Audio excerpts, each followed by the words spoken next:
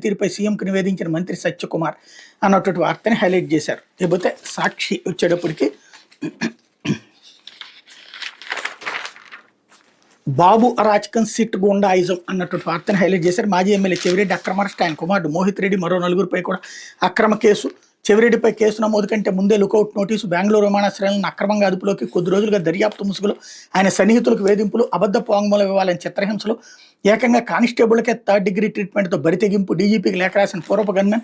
హైకోర్టులోని petition. లేని మద్యం స్కామ్ను సృష్టించి వైఎస్ఆర్సీపీ నేతలపై కక్ష సాధింపు. ఇప్పటిదాకా ఏకంగా 39 మందిపై అక్రమ కేసులు. చంద్రబాబు డైరెక్షన్లోని మద్యం అక్రమ కేసు దర్యాప్తు. బేతాళ కుట్ర అమలవుతోందనేందుకు ఇదే పక్కా నిదర్శనం అంటూ మద్యం అక్రమ కేసుతో సంబంధం ఉందని చెప్పాలన్నారు. అబద్ధాలు చెప్పనున్నందుకు కొట్టారు, బూతులు తిట్టారు, ముఖంపై పిడిగుద్దులు గుద్దారు, చేతివేళ్లు వెనక్కి విరిచారు. డీజీపీకి లేఖ రాసిన చెవిరెడ్డి పూర్వ గన్మెన్ మదన్. తప్పుడు స్టేట్మెంట్ల కోసం టార్చర్ చూపుతున్న సిట్. చెవిరెడ్డి వెంట తిరిగిన వారికి చిత్రవాద చేస్తున్న వైనం అన్నటువంటి వార్తని హైలైట్ చేశారు. లేకపోతే